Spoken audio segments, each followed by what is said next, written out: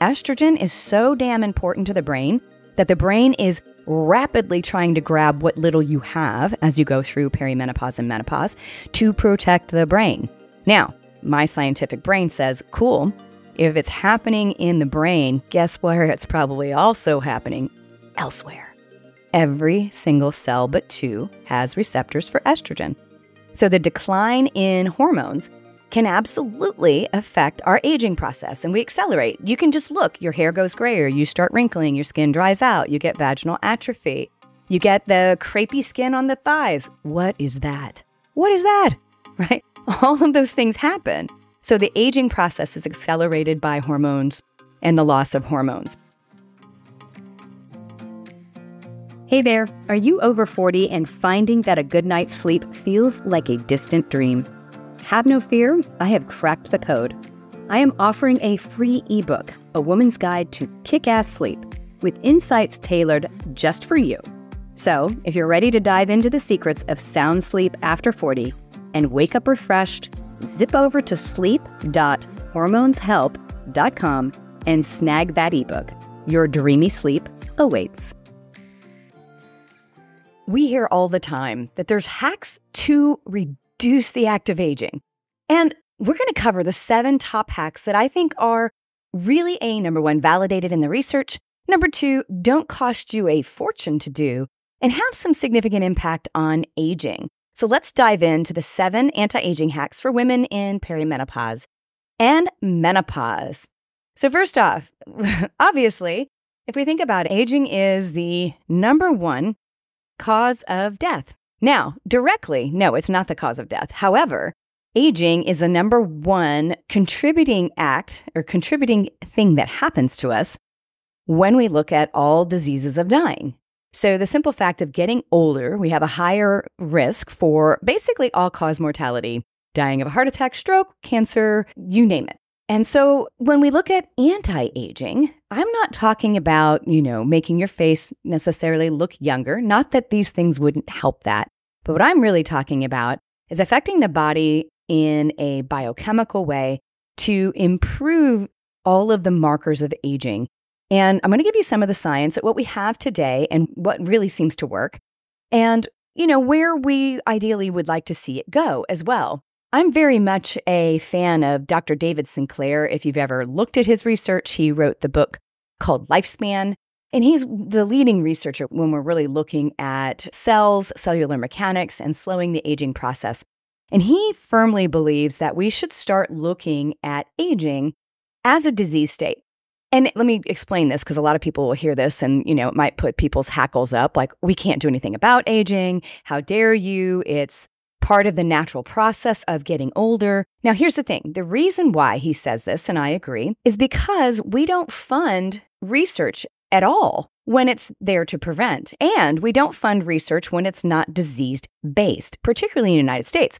So it's very hard for us to get real quality research going when our entire industry and everything about science says, well, we won't spend a dime on it, and we won't look at it, and we'll pretend it doesn't exist if it's not a disease. And a lot of this is coming from the medical kind of machinations of the financial interest, which is pharma, your big medical devices, and then the big industry of medicine, which is your hospital systems and insurance. Just as a little sidebar, do you know 73% of every dollar you spend with your insurance company actually goes to administrative costs? Not actually any of the medicine that you actually get. So if you think that there's a problem in the medical industry, there is. And it's because it's being driven by financial gain, not health. So aging and slowing the act of aging is vital to our long-term health. So as a researcher, and, I like to play around with biohacking, and I'm always interested in how can I slow the aging process? How can I feel better? How can I help the women and men that I work with really feel better today in their late 40s, let's say 50s and beyond, than maybe they did in their 30s? As a woman that's almost 55 years old, I actually do, and this is literally no joke, I feel better today than I did at 40. And a lot of it is because I did go back to school. I went and dug in the literature and the research to understand this entire process and what was really going on and understanding how to really help my body. So we're going to talk about it. So let me clarify what biohacking is. So medicine and research and science often is conducted in a reductionist environment, saying, okay, we're going to try and change this one thing, right? So let's say the aging process of a cell. Let's use that as an example. And we're going to try this one variable. We're going to try this drug, this supplement, this nutritional thing, whatever it is. We're going to try that one thing, and then we're going to try and make a one-to-one relationship, causal relationship. Well, this is number one, antiquated science, because the reality is there's nothing that works in a vacuum, and there's no real one-to-one relationships. There's almost always what we would call confounding variables or other things that contribute to either the advantage or disadvantage or make things work better and or worse. So the truth is biohacking says, okay, instead of looking at, I'm going to add this one thing, then do it for X amount of time and then try and figure out if it's making a difference, this sort of additive effect where you're constantly just trying one variable. Biohacking says, you know what? I'm going to dig through the literature. I'm going to look at the science. Now, sometimes people misuse this science. I'm a pretty harsh critic of people that may run with some limited science and try and explain it as if it's the gospel. A lot of times that gets misconstrued and misrepresented, particularly online. So biohacking says, okay, let's go look at the research. Let's pull together what we know. And again, science, medicine, human health is an area that we'll never, ever fully understand. We will constantly be bringing new information, debunking old information, getting new context to understand things. So the biohacker says, hey, okay, I'm going to take several things from lots of different areas that all indicate that they have a positive effect, and I'm going to use all of them at the same time. Then I'm going to look for a group effect of those things together, and then I might peel off things that may not be making a difference, and then I sort of add a bunch and then work my way backwards. And so I like to think of it that way because, again, if it was so easy to add one thing, believe me, if I had the perfect supplement to reverse aging, don't you think I'd be selling it? Now, the cool thing is I am going to talk about a few supplements that I have created.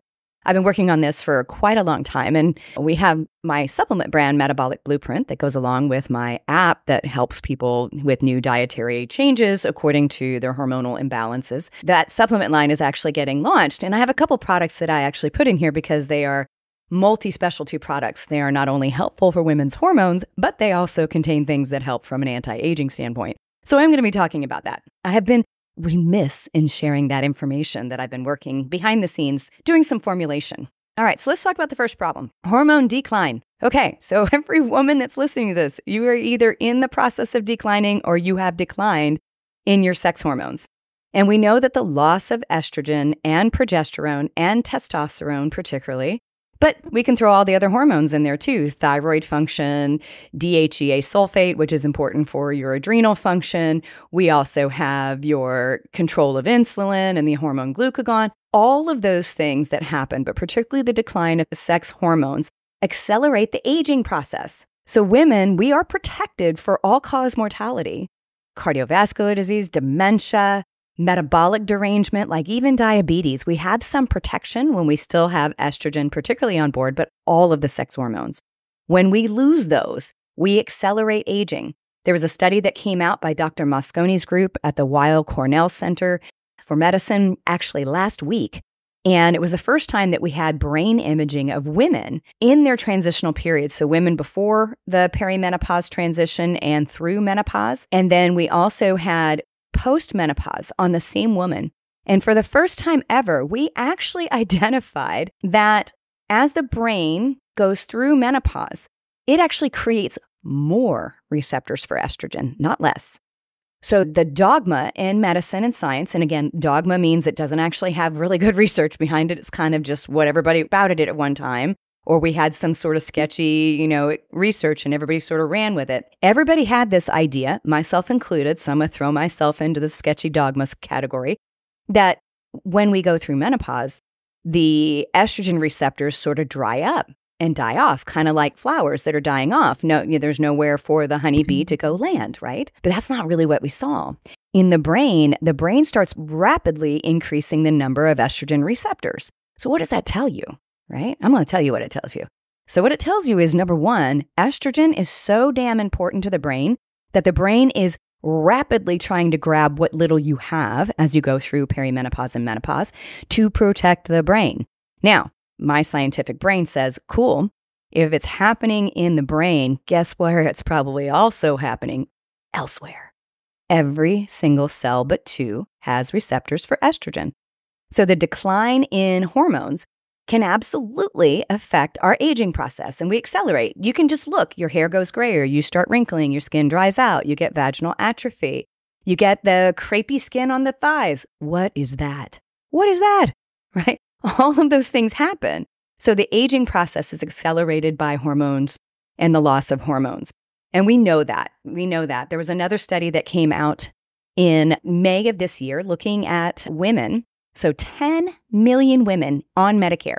So these are all women who are above 65. And they looked at, of the 10 million women, they segregated them into groups, women who never went on hormones, women who went on hormones and stayed on them long term, i.e. throughout the length of the study. And the study looked back over 2006 to 2020. And then women who did hormones, but for a really short time, because their doctor probably told them, just do it to get off your hot flashes and night sweats, and then you can stop them because they're dangerous, which we all know, if you listen to me, is a load, right? A load of BS. So they compared those groups and they looked at all-cause mortality, heart attack, stroke, congestive heart failure, breast cancer, lung cancer, colon cancer, ovarian cancer, basically anything we really die from, those big leading causes of death. And what found was that the women who did hormones and stayed on them long-term had reduced risk across the board in all-cause mortality. And some of these were really substantial differences, and so what that tells you is that women who got on hormones, stayed on hormones, even if they were older, had a longer health span. They didn't die, and they probably were less sick at the same time. Now, when they looked at the women who started hormones and stopped them really quickly, they lost the protection. And then the women, obviously, who did nothing, didn't get any protection.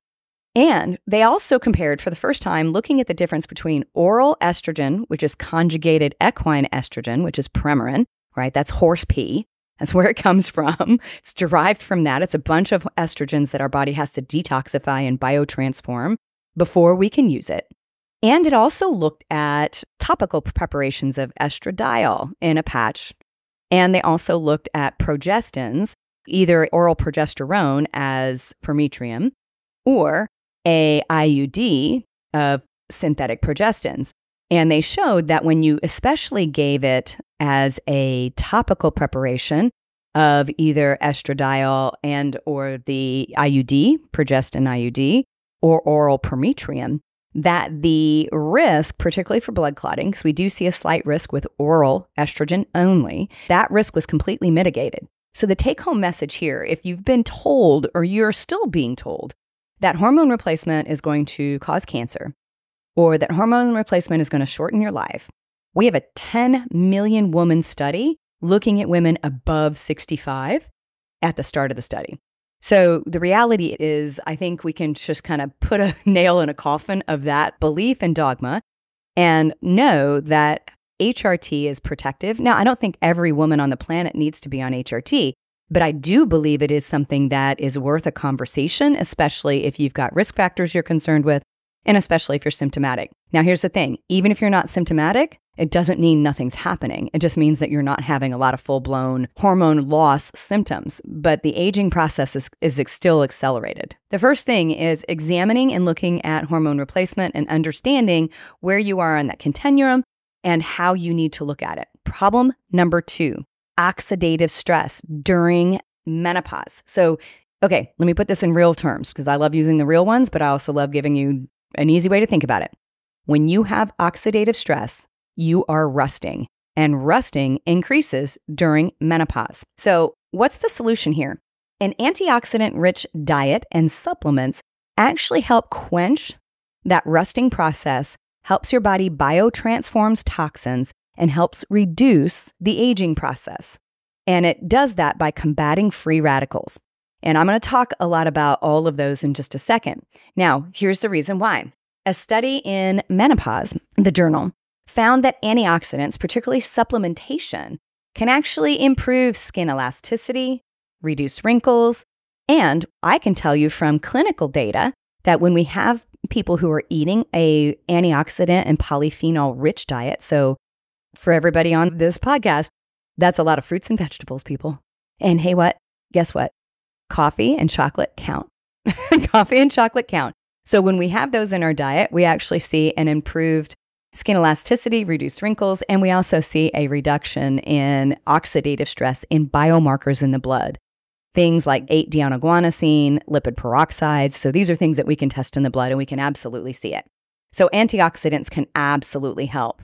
Now, problem number 3, right? So problem number 3, when we're looking at age-related health span and anti-aging.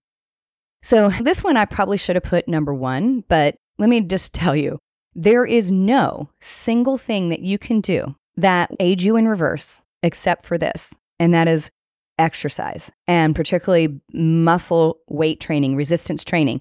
So exercise, all forms of exercise actually slow the aging process, and in research has shown that it actually can march that number backwards. So for example, my VO2 max, which is my maximum oxygen utilization, heart rate variability, and especially my recovery after exercise has me at 9 years younger than my own age as a cardiovascular age. So my cardiovascular age is closer to 45 than it is 54, right? So that means that I'm cardiovascular aging slower than I am from a chronological aspect. So resistance training, weight training, and appropriate cardiovascular exercise can help your body age in reverse, because every pound of muscle we can keep improves our longevity and reduces risk for all-cause mortality. So every exercise, weight-bearing exercise, muscle-building exercise that we do that puts on a little bit of muscle actually reduces all forms of muscle mass loss and improves longevity.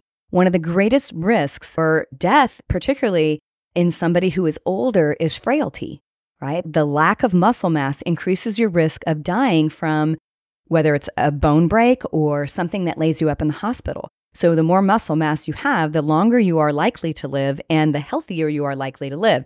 And it's because exercise stimulates muscle growth. It also stimulates bone formation. And there was a really great meta-analysis, which is a kind of combination of all the studies that are out there to give context to what should be done in clinical practice. So anytime there's a meta-analysis, that's what medical people should pick up and start using. And they found in Osteoporosis International that resistance training obviously significantly increased bone mineral density in postmenopausal women when they didn't even control for anything else. So just doing resistance training reversed bone mineral density loss and actually showed improvement. They didn't work on their diet. They didn't work on, getting more calcium or vitamin D or your MK7, MK4. They didn't fix leak and all these other issues. All they did was weight train. And as somebody with a group that has a specialty in osteoporosis and osteopenia and the expert for the bone coach from a functional medicine standpoint and lab testing standpoint, I can tell you I see this all the time. So resistance training is number 3. Now, number 4, cellular senescence accelerates aging, right? So cellular senescence, these are what we call zombie cells. These are cells that are malfunctioning and they don't help your body. So you basically have zombie cells that aren't getting killed off and they're sort of wandering and kind of doing their thing, right? Now, we have a lot of research going into this and there are drugs that are coming out, but there are some natural things that we can do to help reduce senescent cells, cellular cells that are aging, that are accelerating. And we can do that naturally. And here's why. Senescent cells contribute to inflammation, tissue dysfunction, and tissue breakdown.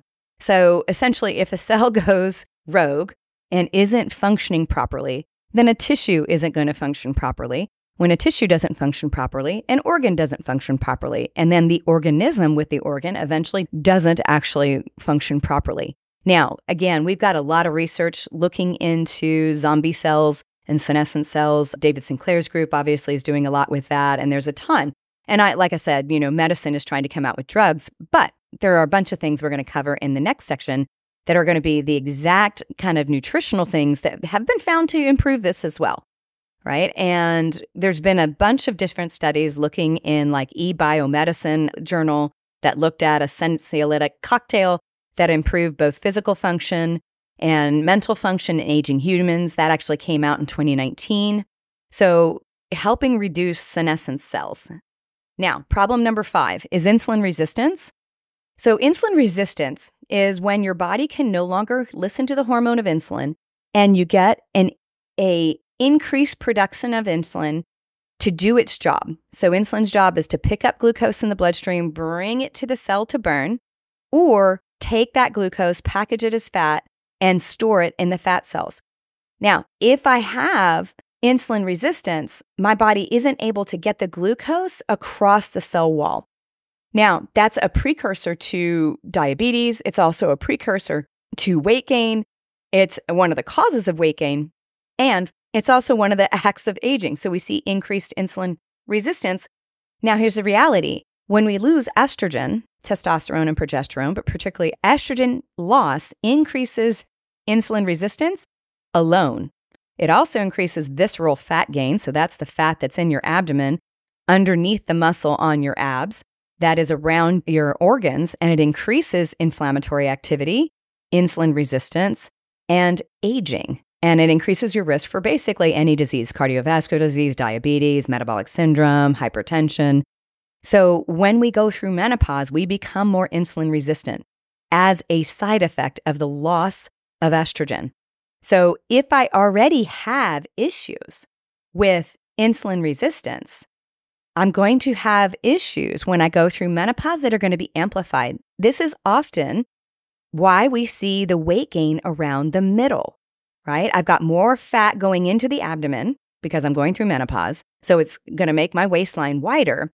I become more insulin resistant, which means I make more body fat in the abdomen, and I get the muffin top or the meno belly. So when we look at insulin resistance, we know that, at least if you estimate, looking at the research today, that's estimated somewhere between 78 and 88% of the American population are insulin resistant to some degree. So we're all marching towards this pre-diabetic state because of the state of our food. And then when you're in menopause, you're fighting an uphill battle, particularly if you haven't gone on hormones to help replenish that. Now, I must clarify, because especially there are telemedicine companies out there that are promoting, hey, just go on hormones and something magical is going to happen with your body. I can tell you, because I went back and this was a big area that I was digging around in my research when I was kind of, getting bored with what I was actually studying. And I started really looking into what was happening in the cells with insulin resistance and the loss of estrogen.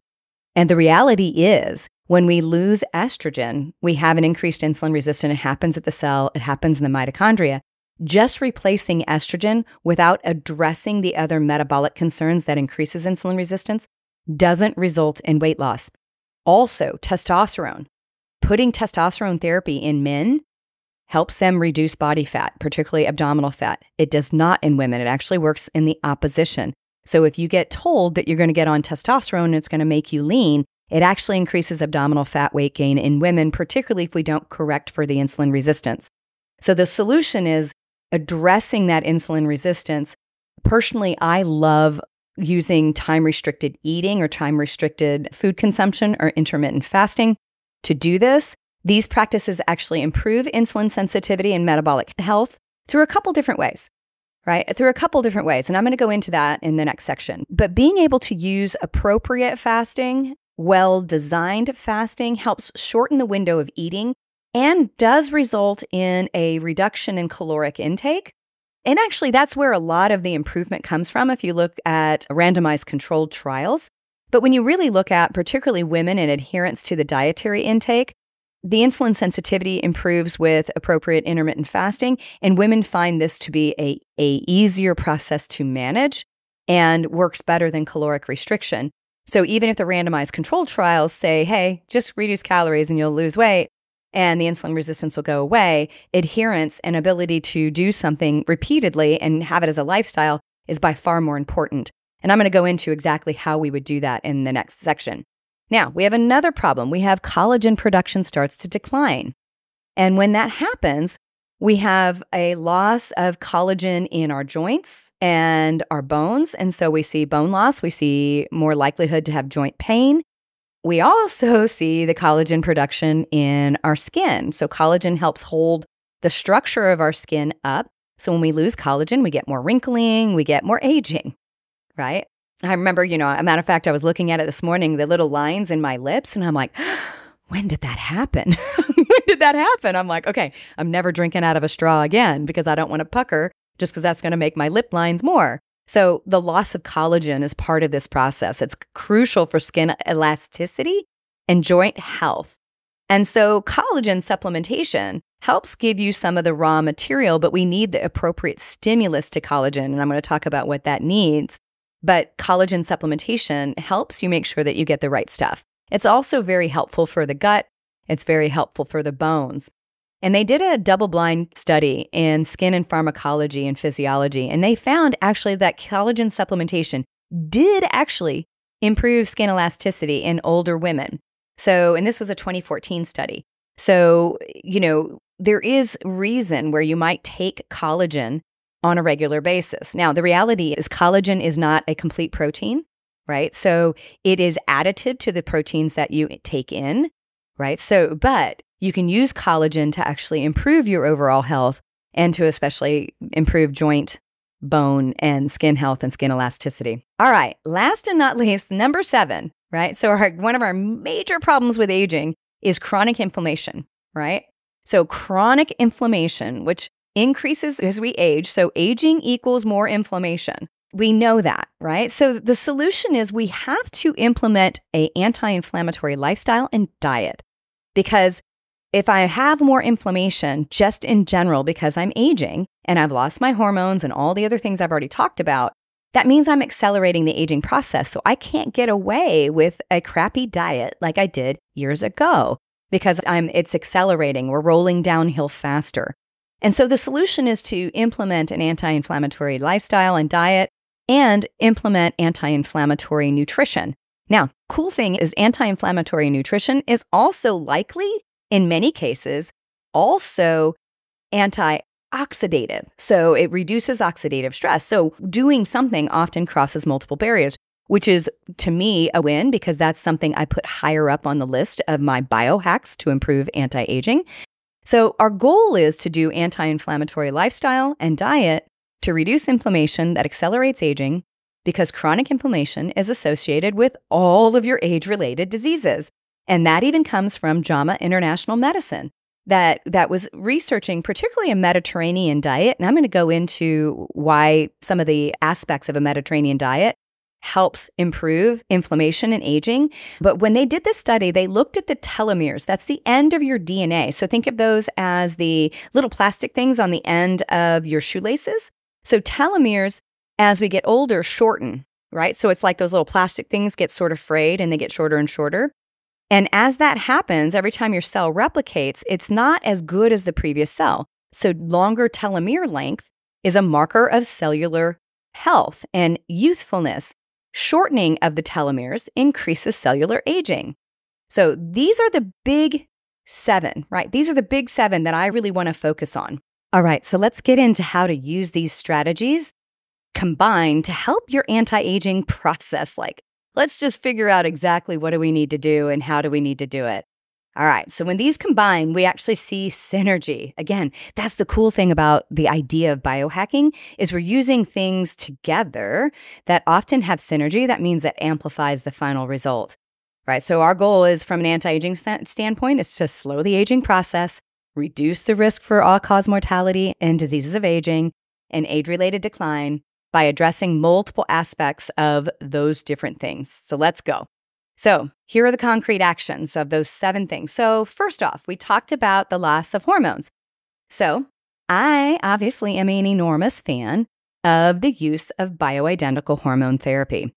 And looking at all of the research today, so I've quoted a lot of it. If you haven't gone back and listened to some of my other podcasts, there are several talking about the risks and advantages of hormone replacement therapy, how they're used, how it's dosed. I've talked to experts. I've, of course, shared an extraordinary amount of research and science. And so I think hormone replacement therapy in a bioidentical form, so bioidentical means that the key looks just like your hormone key, right? That means that your body knows exactly how to use the key that you're getting as a prescription, and it's able to click in and turn on what needs to get turned on.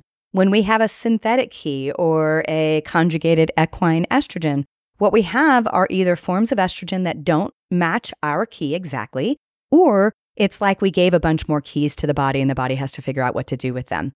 So bioidentical hormones are the way to go. Now, do I think every single woman needs bioidentical hormones? No, I don't. But I do think a lot of women need to consider that as part of their long-term strategy for reducing risk. Where I think it's the most important is when we look at cognitive risk. So Mosconi's group published a study earlier this year looking at the use of estrogen therapy and risk for dementia. And they showed that early use, and I would say continued use, of estrogen therapy in particular reduced the risk of dementia by 34%. All right, that's enormous. There's no drug. Actually, all of the drugs that are on the market for dementia and Alzheimer's are miserable failures. Miserable failures. So there is nothing else out there that, from a pharmaceutical standpoint, comes even close from a performance standpoint. And I would say after 20 years in the industry and tens of thousands of women that have been in my clinic and I've worked with online and my team has worked with, there's probably nothing else that really scares women more than the idea of losing their cognitive function and staying alive. I know that scares me. I've been managing my mom post-stroke. It's not for the faint of heart, right? It's not for the faint of heart because nobody wants to be in that situation. So hormone replacement therapy not only reduces your risk for dementia, but it also reduces your risk for heart attack, stroke, congestive heart failure, dementia, osteoporosis, which is one of the leading causes of injury and then death from injury. And then we've got lung cancer, breast cancer, colon cancer are actually reduced when you do hormone replacement. Ovarian cancer is also reduced when it's coupled properly with progesterone, bioidentical progesterone. Oral is my preferred recommendation. I obviously don't prescribe, but from the research and the literature, oral progesterone that's micronized also helps with sleep, which is an extraordinary, important, just cornerstone of good health. And then testosterone therapy. We make more testosterone than we do estrogen at any given time. Testosterone is very important to dopamine function in the brain. It's very important to motivation, muscle mass, and it's your precursor to estrogens as well. And so testosterone therapy, I think, is really, really important. And that means you need to have somebody on your team that can help. And I still hear today from women all over that they are struggling to find a provider that actually will treat them appropriately. Because here's the reality, 100% of you are going to go through menopause, or you already have. 87% of women are highly symptomatic. Of that 87%, the average time span of symptoms is 8 years, which means some have 16, some have 1. And 73% still to this day in the research show that they cannot get help. And they get gaslighted, they get given a cocktail of drugs like sleeping pills, and SSRIs, or selective serotonin receptor uptake intake drugs that are antidepressants that cause weight gain and mood flattening and all these other symptoms. They get given a cocktail of crap to cover up the symptom of the loss of hormones. So if you are struggling with this, we need to help find somebody for you, right? If you want to come talk to my team about it, we have a team of medical providers that do hormone replacement across the United States. You can come to bettymurray.com and just go to contact us, and we'll have a phone call and see what's going on with you and see if you actually are a candidate. Because at the end of the day, I think you need to understand what your body's doing. You need to be empowered to have the data that you need to make good decisions. And you have the right to have that. So if you have a provider that won't listen to you, that won't take care of you, that is poo-pooing your quest for a deeper dive into your hormones, you can fire them. They are not your end-all be-all. There are other providers out there that can absolutely take care of you. So consider hormone replacement, and particularly bioidentical. We tend to start with lower doses because, again, the reality is unless you've been getting regular hormone blood work since your 20s, we don't know how high or low your hormones went. I was standing next to a good friend of mine, Trisha Pingle, at a conference this weekend. Trisha Pingle is like 6'2", very narrow hips. She was a Ford model. She's a doctor too, but she was a Ford model early in her career life. I'm not even 5'3". I like to say I'm 5'3". I'm not quite that. And I'm curvy. I've got, the TNA. We look completely different. Our hormones, we're completely different. So the reality is you start with lower doses, you titrate, which means moving the dose to help you get the right amount for you, and you test to make sure it's adequate. And we also like to go one step further and make sure that when your body goes to package that and get it ready for the trash, you're able to do that, because that is highly genetically variable. And it is one of the areas that there's a lot of intense research for risk for cancer and other things, because we know that women have a greater risk of breast cancer and ovarian cancer and other things as they age, despite the fact they have no hormones being made by their ovaries. So it's not your hormones that are doing it. It might be your body's ability to get rid of all the funky things from your environment, like phthalates and pesticides and herbicides and plasticizers and fragrances and all these other things that look like hormones.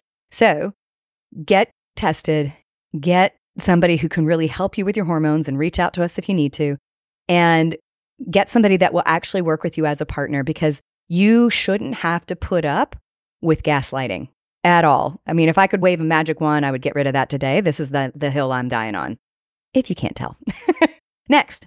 All right, number 2, we talked about oxidative stress, right? If you have oxidative stress, you're resting. What does resting mean? It means that you are getting old fast and you're crumbling. So an antioxidant-rich diet and supplements are going to help you make your free radical reducing compounds, your antioxidants like glutathione, superoxide dismutase, and catalase. These are the ones that our body makes that helps our body recover from oxidative stress. And we need to do that. These are also highly genetically variable, so some of us really aren't that awesome at that. I don't make glutathione very well, so it's better for me to take it. Right, so first, number 1, how do we do that? We eat a rainbow of colors in the fruits and vegetable category daily, right? So every plant that has a pigment of color has antioxidants in it. That's what it is.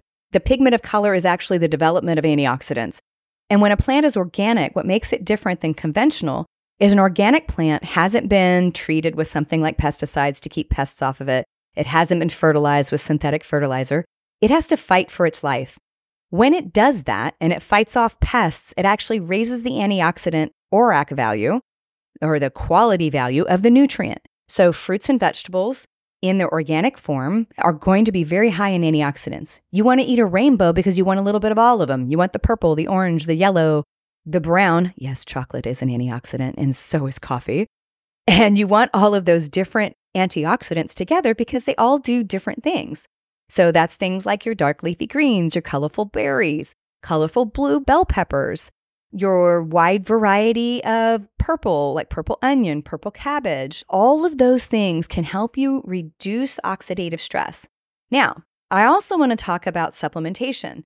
So your fat-soluble vitamins like vitamin A, E, and K, your vitamin C and CoQ10 are also antioxidants. Even things like melatonin, right? A hormone in your body that is actually produced when your body gets ready for sleep by the pineal gland, that is actually an antioxidant.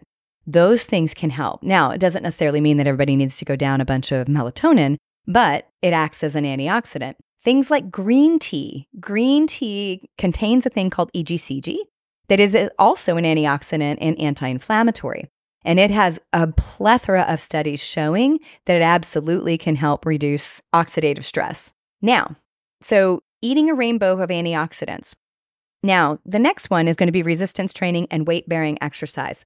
So here's the thing. I've talked a ton about weight-bearing exercise and how to put on muscle. So here's the thing. You want to do big muscle groups and compound movements, right? So that means squatting and then, pushing up and then lifting your arms overhead with weights. Now, if you've never lifted a weight before, I highly recommend that you work with somebody that can help you do it properly, because weightlifting with bad form just gets you injuries. Weightlifting with good form helps you build muscle. And so you want to incorporate weight training, weightlifting, and or body weight exercises. I say at least 3 times a week. I don't think people work out hard enough to get what we want out of it in 2 times a week. And it needs to be hard and heavy. So the other thing is I have a lot of women that say, I do weight training, and they have a little 5-pound weight that they do arm curls. Okay, your arms are vanity muscles, right? I love having a little bit of arm muscles, but what you need is your butt, your back, and your legs involved, right? Those are your big muscle groups. They're your big bang for your buck. They're the load-bearing parts of your body. They're the ones that are going to protect you from injury, breaking bones, and keep you alive longer. They're the ones that move you. So you want to incorporate that weight training at least 3 times a week. Now, could you do that with body weight? So we have a friend whose son's went through BUDS training. And BUDS training is that SEAL training. You've probably seen it. It's horrible. Like 80% of the people that go into it drop out because it's there to make sure that these people are the most elite of elite. So the reality is in BUDS training, they aren't lifting weights in a gym. They're doing body weight exercise. And yes, they do have to carry logs every once in a while. We've all seen that. But body weight exercise like push-ups, squats, lunges can also stimulate muscle growth. You just need to do it till it's almost to failure. You got to work it hard because your body is used to getting up and down, stepping up, stepping down. You got to work a little bit harder. So on the other side of that, weight-bearing exercise, resistance training is really important. And I also like yoga or Pilates or flexibility training to make sure you're flexible, because really strong muscles without flexibility is a recipe for injury. And when we look at aging, we want to make sure we have muscle mass. We want to make sure that we have agility, meaning we can move. They did a study looking at older individuals and young people. And what they found is we actually trip at the same level. You know, you're walking along and sort of trip. I do it all the time because I'm not really paying attention, right? You know, I'm off in my head thinking while I'm supposed to be walking. And young people do it as much as old people, but old people can't recover fast enough, right? So their agility is slowed, right? And so having agility training where you're able to move from position to position with accuracy without injury and having agility is really important. And then joint and muscle flexibility. When we go through menopause, everything dries up.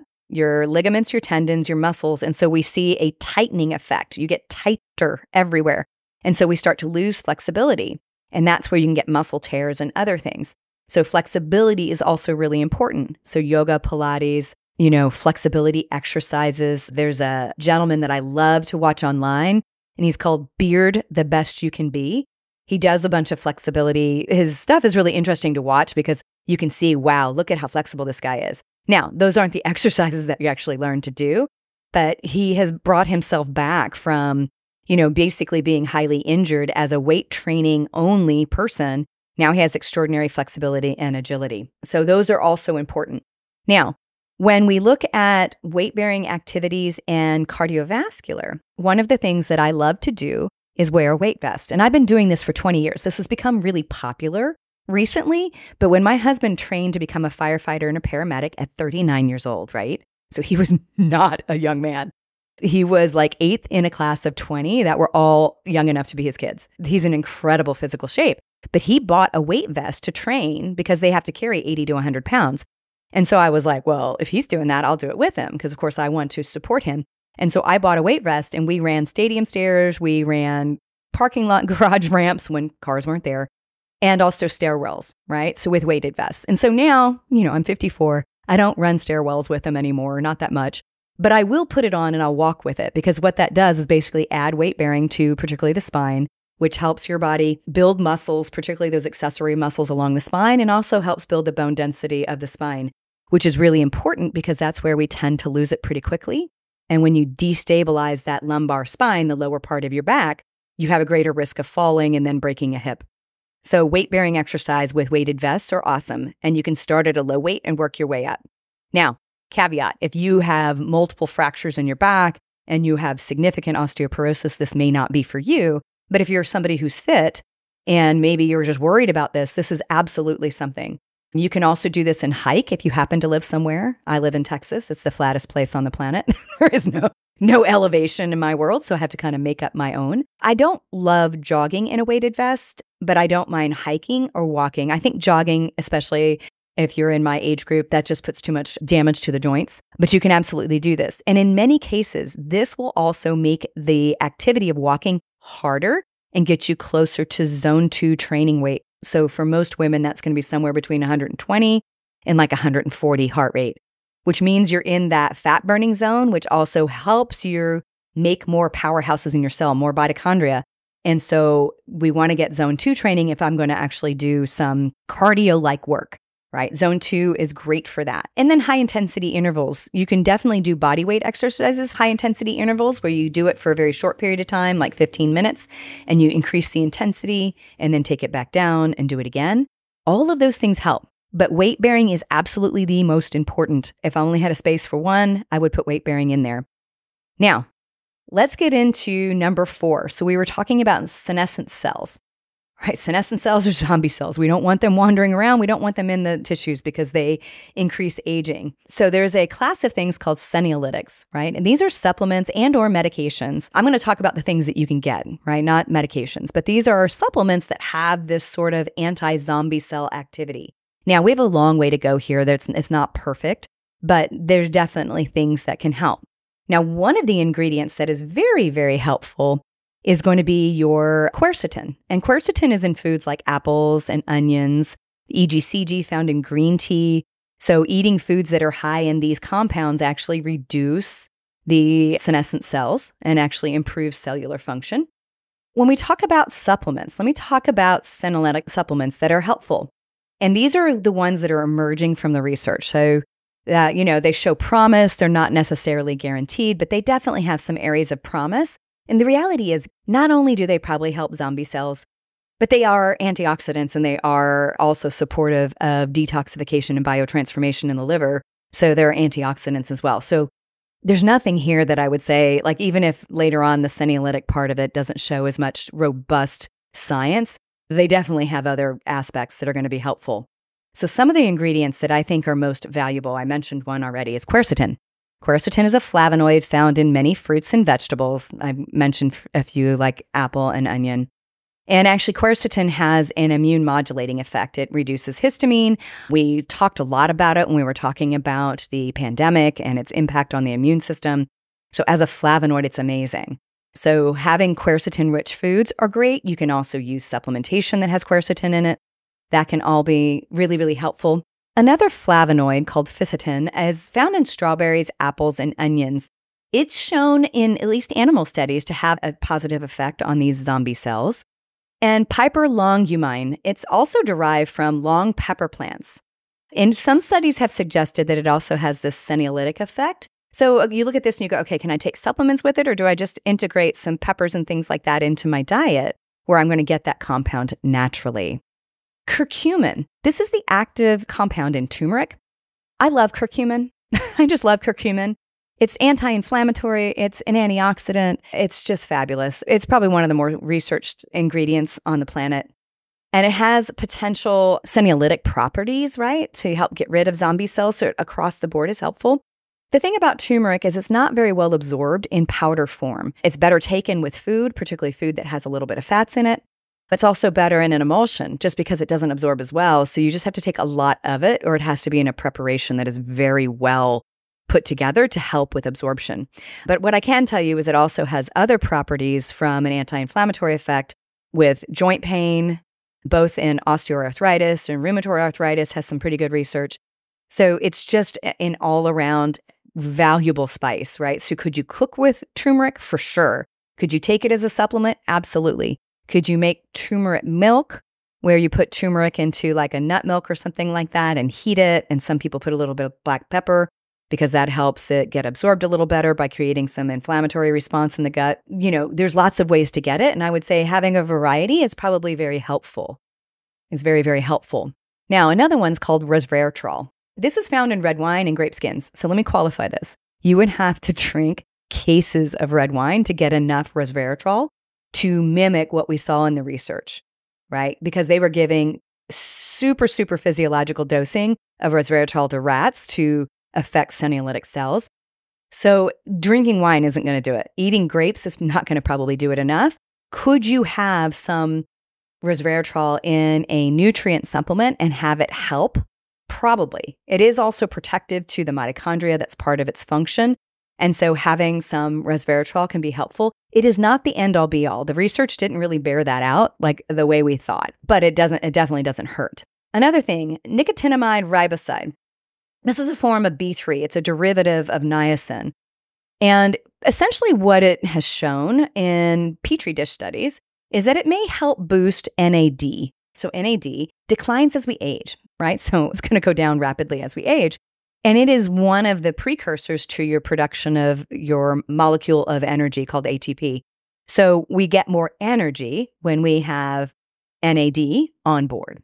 And so NAD and nicotinamide riboside has been utilized in supplementation. I would say some of that research is a little bit equivocal, meaning that some of it shows value, some of it doesn't. I'm not a big user of NR, nicotinamide riboside. I've tried a bunch of them. I haven't necessarily seen extraordinary changes in labs, so I don't necessarily do that. There's also injectable NAD, intramuscular, like we do that in our clinic, and IV NAD, which does seem to be advantageous. It's relatively expensive and it's a long drip. You have to do it for several, usually several hours because you have to drip it slow. So it declines. So if we can raise NAD, that's helpful, right? So that's also been studied. And then EGCG, epigallocatechin. All right, I'm having issues. Epigallocatechin, which is the compound found in green tea, EGCG, has been shown to potentially kind of take care of or reduce senolytic cells or have a senolytic effects in some studies. It's also a powerful antioxidant. It has some fat loss improvement studies as well. So the extract out of green tea can be quite helpful. Personally, I don't really love green tea. I want to love green tea. It actually upsets my stomach a little bit, so I don't drink a lot of green tea, but you could absolutely drink green tea. You could do that and get EGCG in it, but it's also found often in supplementation. Berberine is another compound found in plants. Berberine has a insulin sensitizing and insulin utilization effect that is very similar to the drug metformin. So we call it kind of the poor man's metformin and or the natural metformin. It has shown promise, particularly in metabolic health and also clear senescent cells. So Berberine's one of my favorite products. It's actually in my blood sugar mastery product at Metabolic Blueprint. So that's one of the products I made because blood sugar control, again, if we look, 87% of the population has blood sugar control problems, right? So we want to improve that and we need to help the cells become more insulin sensitive and help them burn the sugar that you have circulating. So berberine is excellent for that. Now, I don't think people need to take berberine long term all the time. There's some studies looking at the use of metformin in particular and looking, does it have the longevity effect that was assumed from an older study? There's a study, it's got a couple more years to go. So I think berberine's one of those things that you can kind of roll in and roll out, and particularly if we're trying to lose weight and become more metabolically active, berberine is absolutely one of the many herbs that we use, but it has this effect on helping getting rid of senolytic cells. Vitamin E, tocotrienols. There's a compound called gerangeranol. It's a form of vitamin E, and it has this extraordinary antioxidant effect, number one. It's protective. They did a study looking at gerangeranol protecting against osteonecrosis of the jaw in women taking Fosamax, which is a risk with taking that drug. So using Fosamax, which causes destruction of the bone in the mandible in a percentage of people that take it, and gerangeranol, that form of vitamin E made from annatto, actually reduces that risk. So the antioxidant properties were helpful.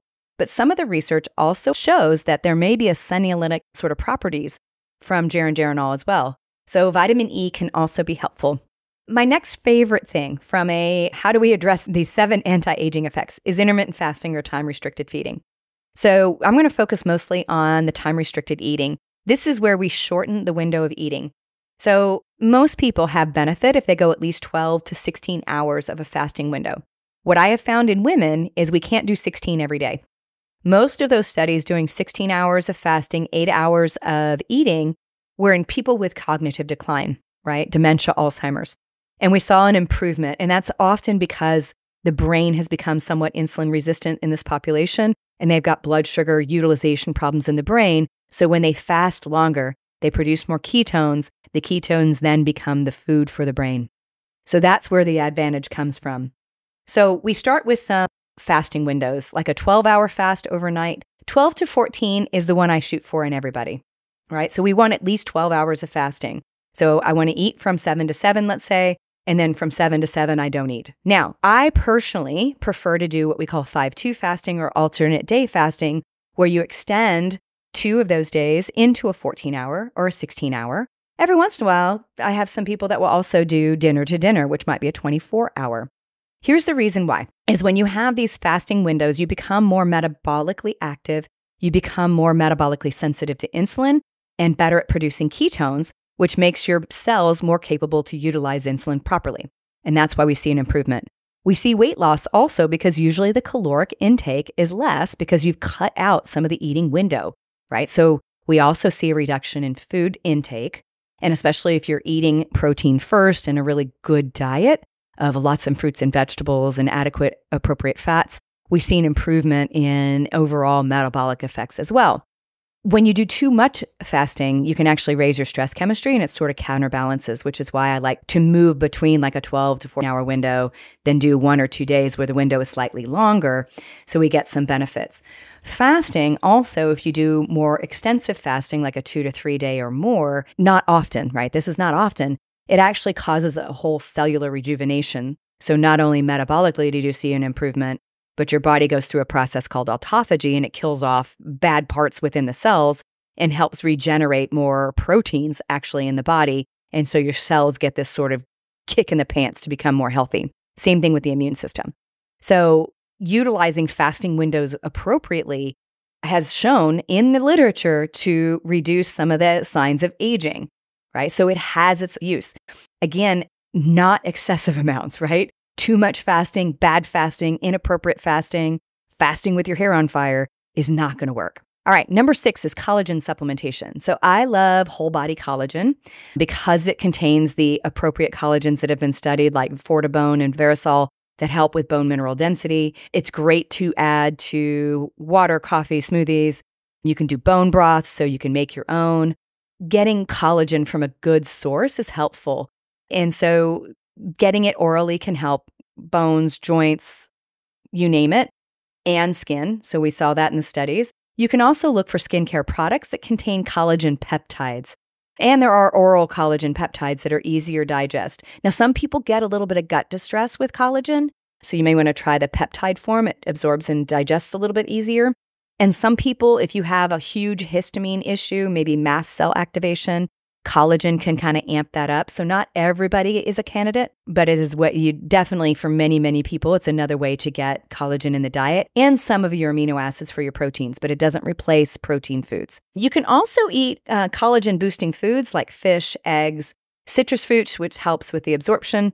Those things can all help as well. And then the anti-inflammatory diet. So this is number 7. So the Mediterranean diet has been studied the most about looking at anti-inflammatory effects. And so the big idea here is that a diet rich in olive oil, high monounsaturated fats, high polyphenols, which helps our good microbiome and acts as an antioxidant, lean, clean, omega-3 high fishes, nuts and seeds, lots of vegetables and fruits in their natural form, whole grains if we're eating them, and legumes if we're eating them. I'm very much a Mediterranean diet fan personally because I've had times in my life where I was paleo, I was this, I was that. And the reality is I don't want to remove food groups if I don't have to, because one of the ways to become more sensitive to foods is remove a lot of food groups long term. I have a lot of people that we may start there, but a lot of times I'm looking for ways to improve the variety of foods. But the reality is the Mediterranean diet, because of the composition that I just shared, is anti-inflammatory in and of itself, right? And it is helpful. It is not no red meat. It is not, pasta and flatbread. It's really those fruits, vegetables, nuts and seeds, rich olive oil, legumes, lean, clean, high omega-3 fish, lean animal proteins, reduced processed foods and added sugars. So here's the thing. Just take added sugar out of your diet. You don't need it. It naturally occurs in fruits and vegetables. You don't need added sugars, right? We just don't need that. Anti-inflammatory spices are also used pretty heavily in this type of cooking. Turmeric, ginger, even things like basil, oregano. I love paprika and smoked paprika.